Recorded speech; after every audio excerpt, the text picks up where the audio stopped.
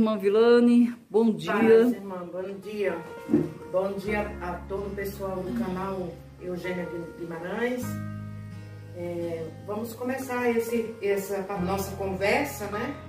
Trazendo uma palavra aqui do Senhor. Vou estar lendo aqui um texto bíblico que se encontra em Isaías 43, a partir do versículo 10, que diz assim: Vós sois as minhas testemunhas do Senhor e o meu servo a quem escolhi, para que o saibais e me creais e entendais que eu sou o mesmo, o mesmo. Espera só um pouquinho que eu me enrolei aqui. Vou ler de novo, irmãos. Vós sois as minhas testemunhas do Senhor, o meu servo a quem escolhi, para que saibais e me creais e entendeis que eu sou o mesmo. Antes de mim, Deus nenhum se formou e depois de mim nenhum haverá. Eu sou o Senhor e fora de mim não há Salvador. Eu anunciei e eu salvei e eu mostrei. Deus estranho não houve entre vós. Portanto, vós sois as minhas testemunhas, diz o Senhor. Amém. Por que eu li esse texto bíblico, irmãos, que falando de que nós somos as testemunhas, as verdadeiras testemunhas do Senhor, né? Aquilo que Deus faz na nossa vida, Deus quer que nós testemunhemos. O que é um testemunho? É contar aquilo que Deus fez, porque aquilo que Deus fez na nossa vida não vai servir só para nós, mas para muitos que vão ficar sabendo.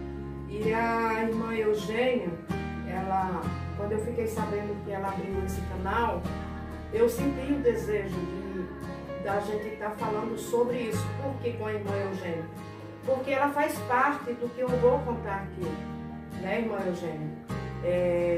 A gente, há 5 anos e 6 meses atrás, Deus fez uma obra gigante na nossa vida, na minha família, e Deus usou a irmã Eugênia como um canal na nossa vida.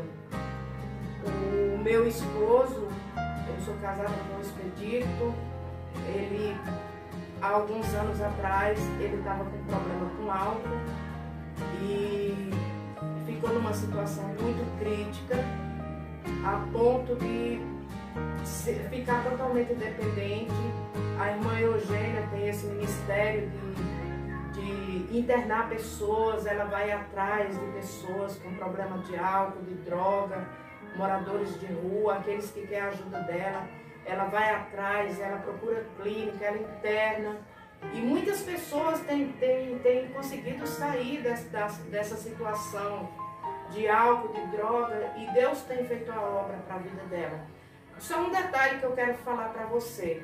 Quando a pessoa quer fazer algo para Deus, não tem desculpa, porque a irmã Eugênia, não é porque eu estou na frente dela, mas ela é uma mulher que ela não tem um carro para pegar essas pessoas. Ela não tem, como muita gente tem um carro, pega, põe no seu carro, não. Ela pega essas pessoas, ela põe dentro do ônibus, ela vai, leva essas pessoas. E ela fez isso com meu marido. Há 5 anos e 6 meses atrás, ela fez isso. Ele ficou num estado bem difícil, chegou quase à beira da morte, a ponto de morar na rua. Vocês que são aqui de Santo André, eu vou dar um endereço agora, eu acredito que você deve saber. A Avenida Carijosa, uma pracinha que tem perto de uma igreja católica, na Avenida Carijosa. Ali ele morou naquela praça durante 2 meses, mas não é porque a família não quisesse ele, a gente ia atrás. Era pelo domínio do alcoolismo. Mesmo que ele quisesse sair de lá, ele não conseguia sair de lá, porque ele estava totalmente dominado. Foram muitas ciladas de morte. Ele ficou realmente no fundo do poço, no fundo do poço mesmo. E a irmã Eugênia internou ele alguma vez. Ela levou ele para uma clínica, ele ficou lá um tempo, não conseguiu sair, voltou de novo na mesma situação. depois ele ficou numa casa onde tinha só pessoas com os mesmos problemas dele, ficou bastante tempo lá. Tentaram matar ele nessa casa. Ele conta que nessa casa um dia pegaram ele, amarraram as mãos e os pés dele na mão dessa boca dele, deitaram ele na cama e marcaram a hora de voltar para matar ele.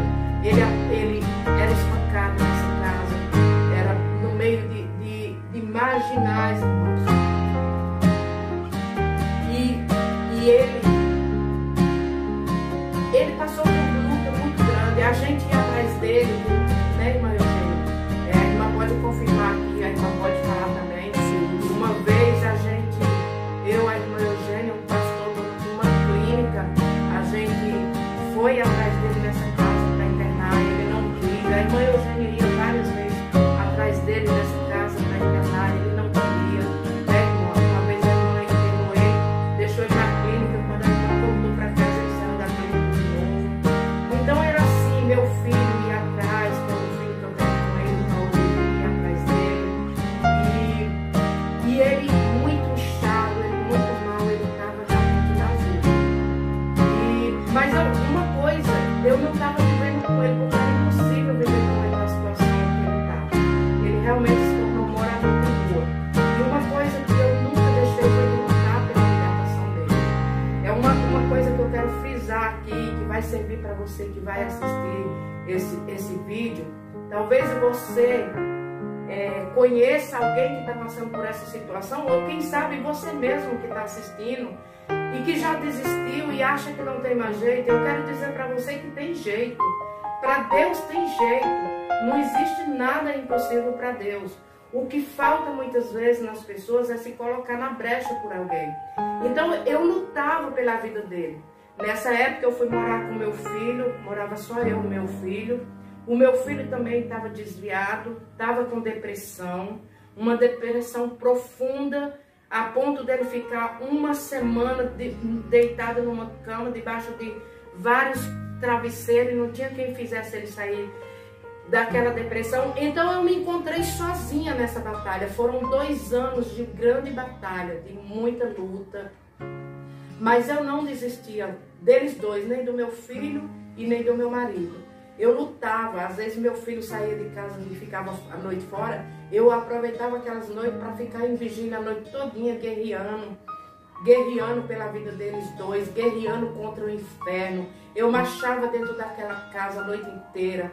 O poder de Deus caía. Ali eu sentia a presença dos anjos. E um pedido eu fazia para Deus. Eu dizia: Deus, não permita que o meu marido venha morrer na situação que ele está, porque ele era desviado, um conhecedor da palavra de Deus. Há muitos anos que ele servia a Deus, mas não vigiou por um tempo e caiu. E isso serve para muitos que estão nessa mesma situação. Então não troque a sua vida com Deus pelas ofertas do mundo, porque a cobrança ela vem. E ele chegou nessa situação.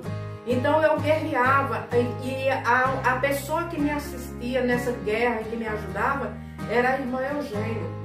E aí o inimigo queria de qualquer forma que eu fosse embora para o Nordeste para largar o meu filho, porque a minha luta não era só contra o meu marido, não era só em favor da libertação do meu marido, era em favor da libertação do meu filho.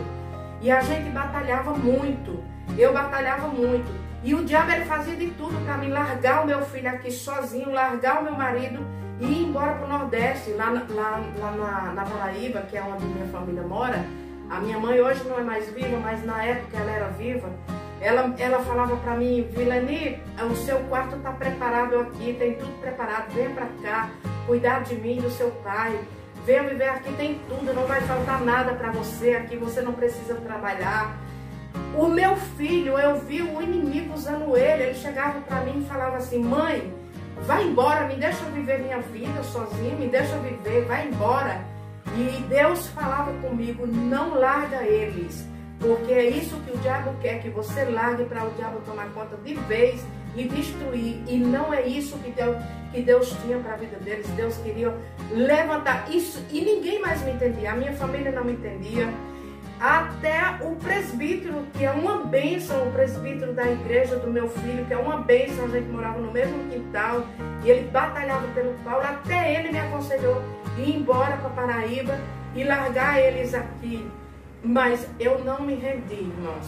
E assim, antes de avançar mais no que eu vou falar, a importância que existe diante de Deus de você não abandonar os seus, inclusive um filho, porque você vai ver o resultado depois. Depois do meu filho curado, depois de tudo, a nossa vizinha do quintal, que morava no mesmo quintal, ela estava fazendo faculdade de psicologia, uma psicóloga, ela estava se formando. E ela e uma amiga dela que também fazia faculdade de psicólogo, elas precisavam fazer uma matéria, uma prova na universidade, e essa prova era entrevistar alguém e pegar, colocar desenhos para essa pessoa fazer de casa, do que ele desejava para a vida dele, fazer uma análise do psicólogo, da área psíquica dessa pessoa, que ali ia valer como trabalho na faculdade, prova final delas. O nome dela é Patrícia. E ela chamou o Paulo, o meu filho, para entrevistar, e ele foi levado para fazer essa entrevista. Ela e a outra amiga dela, que estava também se formando em psicologia. E colocaram ele para desenhar a casa do sonho dele. E mandou que ele ficasse bem à vontade para desenhar do jeito que ele sonhava a casa. E ele começou a desenhar a casa dos sonhos dele, colocou tudo, jardim, tudo que uma pessoa pode desejar numa casa, ele colocou naquele desenho, e ele desenhou um sol bem bonito. E aí, quando terminou aquele desenho, elas foram analisar e elas começaram a perguntar para ele o significado de cada coisa que ele desenhou.